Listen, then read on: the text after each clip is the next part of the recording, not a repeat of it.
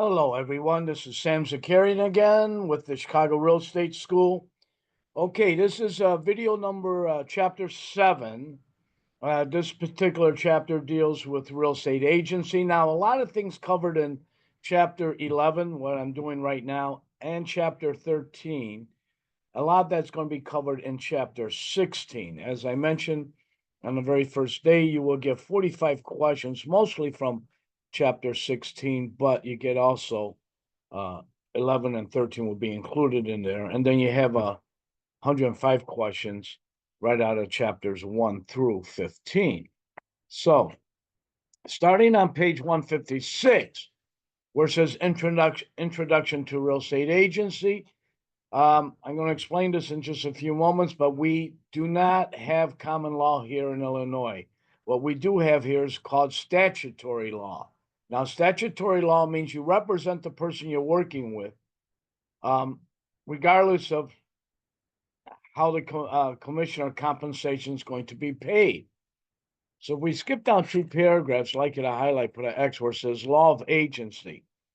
If someone hires you to help them find a property, or someone hires you to help them list their property for sale, then law of agency comes into play. And that sets up the relationship that's created between the sponsoring broker and the principal, either the buyer or the seller.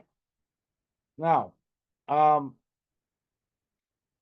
towards the bottom of this page of 156, I like to go over these definitions. You can highlight these. I tell you if you need to put an X by anything. Agent now. Agent is an individual that's authorized and consents to represent another person in the real estate business. Agency, the very last bullet, is a relationship in which a consumer is given consent, either express or implied, which we'll talk about in chapter 12, to a real estate licensee to help them find a property, help them sell property, or lease a property. Let's go to page 157 now. The very first paragraph you got to highlight brokerage agreement. The brokerage agreement is the listing agreement or the buyer agency agreement. We'll talk more about that in a little bit. Compensation is how we get paid. Now, generally, we get paid by percent of the sale price. I mean, it could be a flat rate. It could also be hourly rate, but the most common is a percent of the sale price. A consumer is someone seeking information, which they want to know, like the room size and square footage of a property, which can turn into a client or a customer. Now, confidential information. I want you to highlight, put an X by the next 6 bullets. Confidential information about your client must be kept confidential. Now, the reason why the seller's selling their property, they lost their job, they're going into foreclosure, they're going into bankruptcy. You cannot give out any information that's going to weaken the negotiating position of your client. So confidential information about your client must always be kept confidential. Now, about the middle of the page where it says customer and client, I'd like you to put a couple of X's by those as well. Now, I want to explain something to you, the client and customer relationship. Let me get up my chalkboard right now.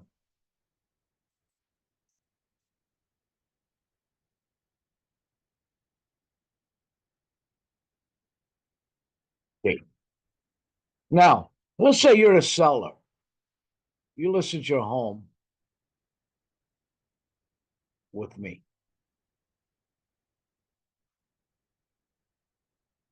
I'm your listing agent.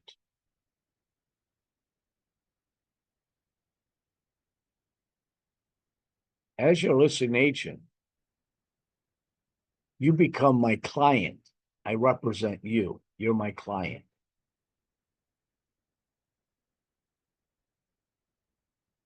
Buyer wants to buy a piece of property. Buyer hires someone to help them find a property. Since this is the agent that sells the property, we call that person the selling agent.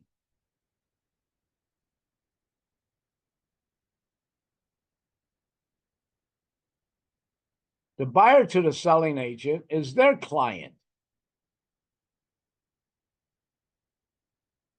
Now, this buyer's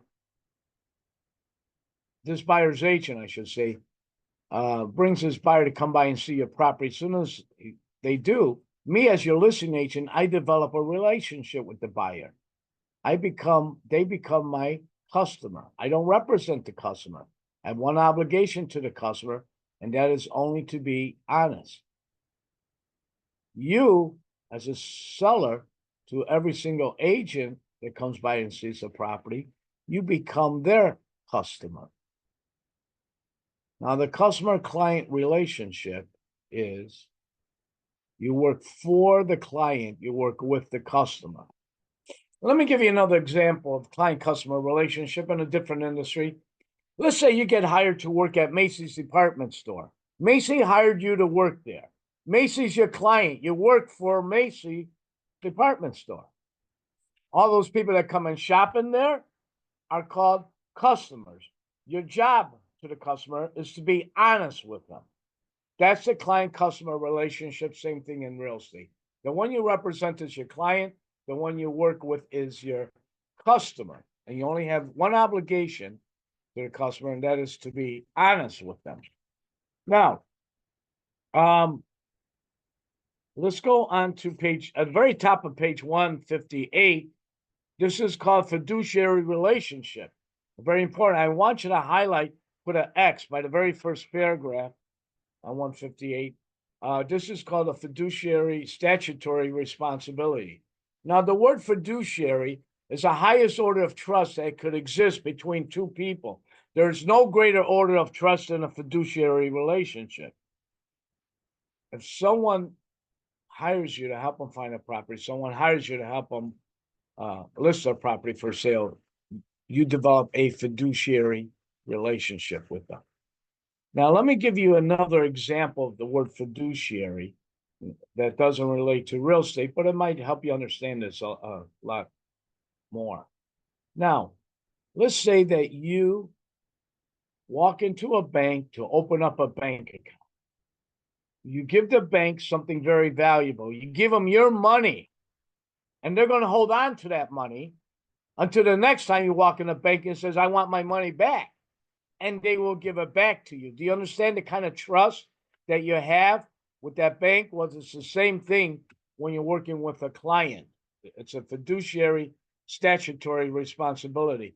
And the next section, they talk about, you can highlight, put an X by 1, 2, 3, 4, 5, and 6. The fiduciary statutory relationship is created by 6 things. We use the acronym COLD AC.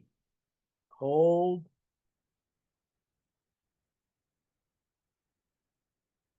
AC. Now, highlight, put X by the next paragraph. CARE. The C stands for care. Care means you got to do the best job you possibly can. You need to get your client the most amount of money, shortest amount of time, with the least amount of inconvenience.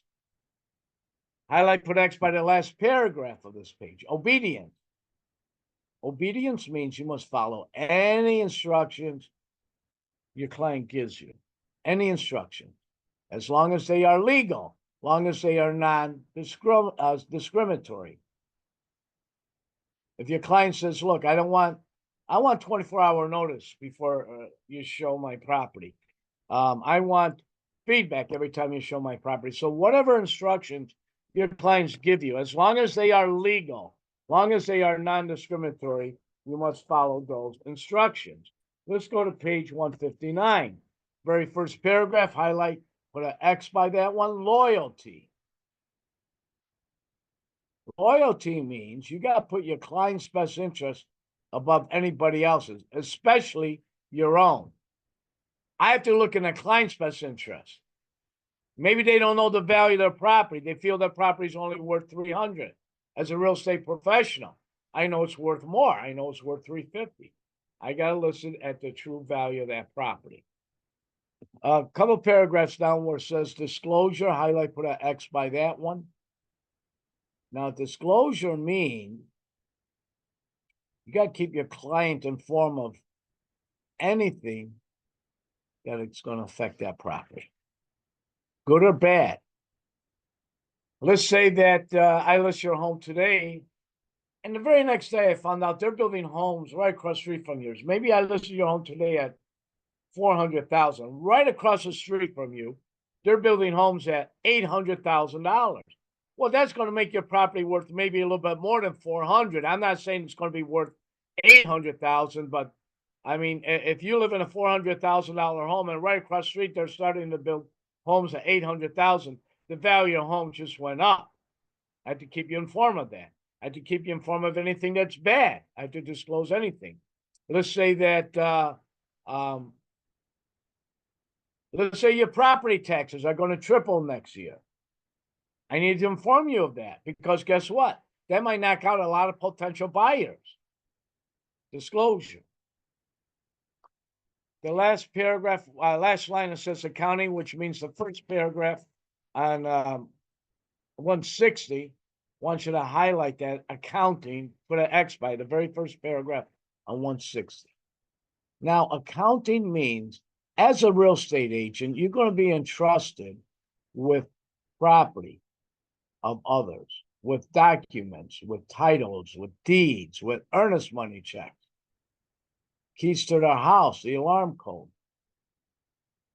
The thing is, accounting is, whenever you handle money or property that belongs to someone else, you have to be very, very careful handling someone else's money or property.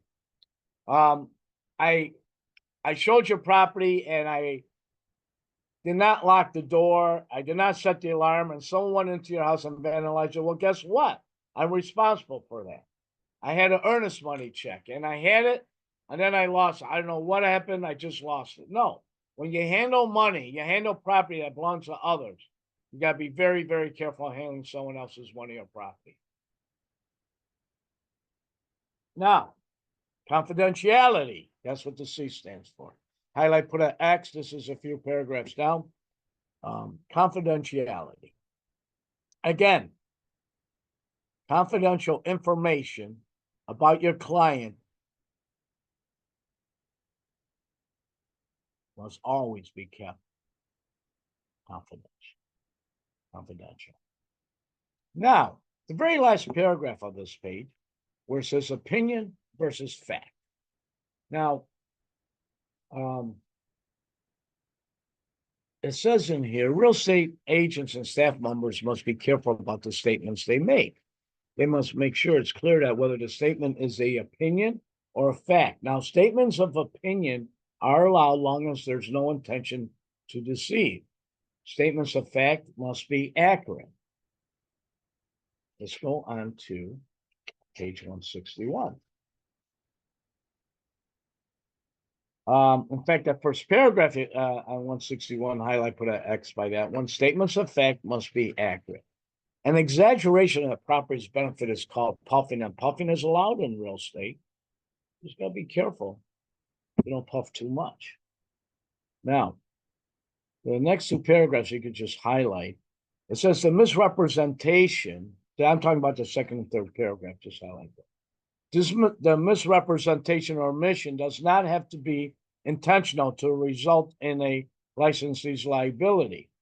Negligent misrepresentation occurs when a licensee should have known that a statement about a material fact was false. Now, we are responsible for things we didn't know of or things we should have known of. Now, let's go to the middle of the page where it says a latent defect. Now, a latent defect is a hidden structural defect. We are not responsible for a latent defect. I have no obligation to rip out the drywall to look for termites. I have no obligation to rip out the flooring to look for foundation problems. We are not responsible for a latent defect. We are responsible for information that we do know about the property or we should have known about that property. Now, let's get down to the second to the last paragraph, stigmatized properties. Now, a stigma associated with the property means that maybe the house is haunted. Someone was murdered there. Maybe it's a drug house or something like that. Those are stigmatized properties. Now, Illinois law states you do not have to reveal any type of stigma associated with any property as long as it does not affect the physical condition of that property. I do not have to tell you that a house is haunted unless when the people went to work, the ghosts got naughty, they overflowed the bathtub, they caused water damage. Then I have to tell you. Don't have to reveal anything as long as it does not affect the physical condition of that property. Now, the very last couple lines where it says Article 15, this is on 161, highlight put X by that one. Under the License Act of 2000 states, in dealing with specific situations related to disclosure, no cause of action shall rise against a licensee for failure to disclose, and highlight put an X by the very last bullet on 161, that the occupant of that property was afflicted with HIV or any other medical condition. Now, people who have AIDS or the HIV virus are protected under a 1988 amendment that was added to the civil rights law that you cannot, under mental and physical disability, that you cannot discriminate against someone that has a HIV or AIDS virus. It's a federal felony if you do. Now, let's go on to page 162, a little bit past halfway down where it says Megan's Law. The next two paragraphs, I like you to highlight, put X's by. Megan's Law. Megan's Law is that sexual offenders must register with the local police department within 24 hours of moving into that apartment or that house. Now, this is public information. If you have a client that said to you, look, Sam, do not, make sure that there aren't any sex offenders in the area. Here's the thing. It's beyond your scope of authority to search that information. They have concerns about sex offenders. They could go online. They could go to the local police department and find out all the sex offenders. The reason why that's beyond your scope of authority. Here, let me write something down. Let's say this is the parameters. My client says they're looking for homes in this area. And there were no sex offenders that I saw, but there's one, they bought a house here. And there's one right here. There's a sex offender there, just a block or two away. But there wasn't anything within their parameters. Now you could probably held liability. So please, if they have concerns about sex offenders, let them go online to search themselves. Let them go to the local police department. Do not do this yourself. Not your responsibility. Now, let's go on to page 163. Not the very first paragraph, but the second paragraph, where it says creation of an agency. You can highlight those couple of lines. An agency relationship may be based on a formal agreement between the parties. An express agency or may result from the party's behavior, which is a implied agency. Express agency. Highlight, put an X by that. An express agency is a formal agreement between the parties that's usually written or oral, but if it deals with real estate, must be in writing. We'll get to that in a little bit. Skip down about 4 paragraphs where it says implied agency. Implied agency is what's created by your actions or conduct. Nothing written, nothing spoken among the parties. We will actually get into that a little bit more when we get into contract. Now, the very next paragraph, compensation. Like it, I highlight and put an X by that. In Illinois, compensation does not determine the agency relationship. It does not matter who pays your commission. Under Illinois law, statutory law that we talked about already, you represent the person you're working with, regardless of compensation. Okay, let's go on to page 164. Termination of an agency. This is a couple paragraphs down. You can highlight that. An agency may be terminated for any of the following reasons. The first bullet, death or incapacity of either party. Next bullet, destruction or condemnation of the property. Next bullet, expiration of the terms of the agency. The next bullet, mutual agreement of the parties to the contract. The next bullet, breach by one of the parties, but they might be held liable for damages.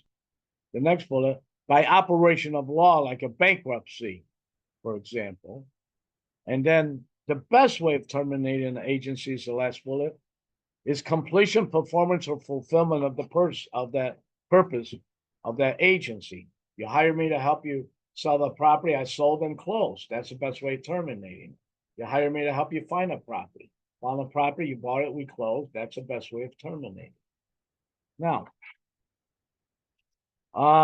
skip down a couple of paragraphs where it says types of agency relationships, limitations on the agent's authority. I like you to highlight, put an X by the last three paragraphs of this page. The first one is called a universal agent. A universal agent is someone who has complete control over someone else. If I signed a power of attorney over to you, you can sign my name to anything and I'm responsible for that. That's an example of a universal agent. Another example would be a parent to a child is a universal agent.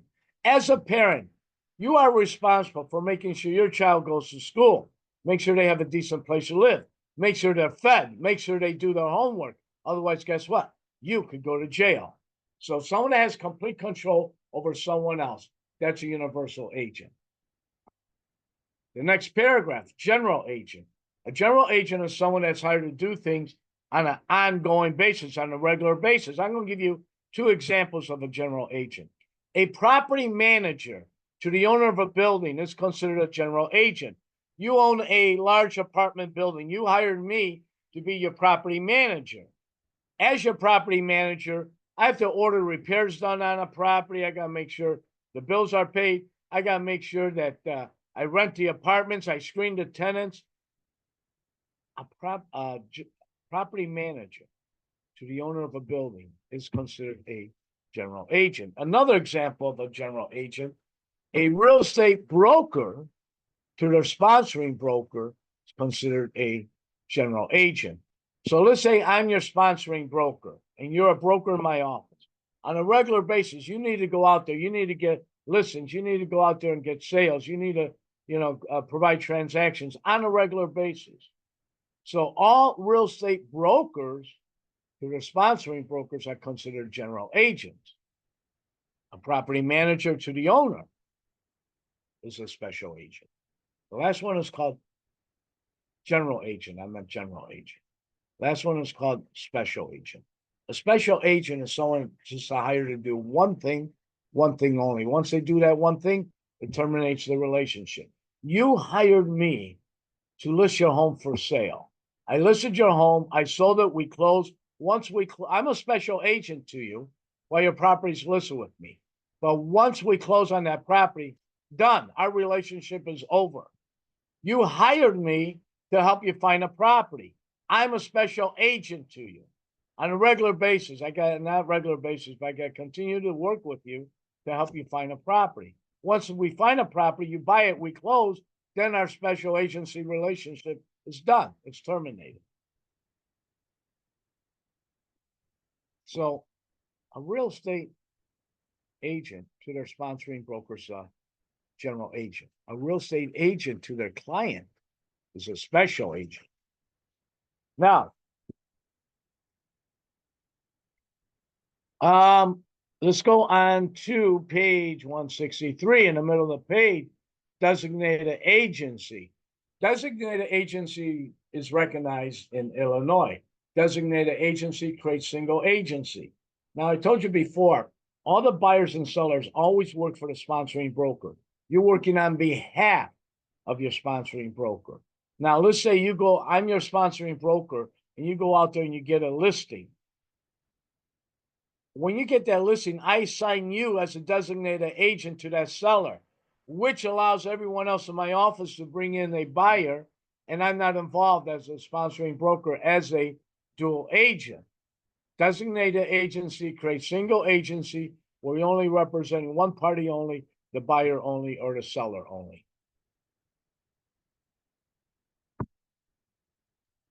Now, let's go on to page 166.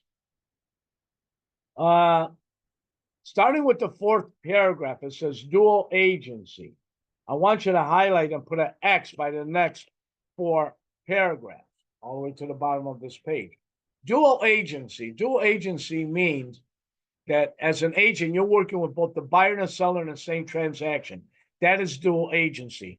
Dual agency is allowed in the state of Illinois, as long as you have signed written consent by both the buyer and the seller to work as a dual agent. There's things you can and cannot do as a dual agent. Now, working as a dual agent, neither the buyer nor the seller is being represented. All you're doing is working as a facilitator. That's all you're doing, working as a facilitator. You cannot, this is important, and I'm going to mention this a few more times. You cannot be a dual agent on any property ownership that you might have. You cannot. So now, what if your client says, I don't want you to work as a dual agent, I want you to represent me? Well, then pretty much most sponsoring brokers will work with you.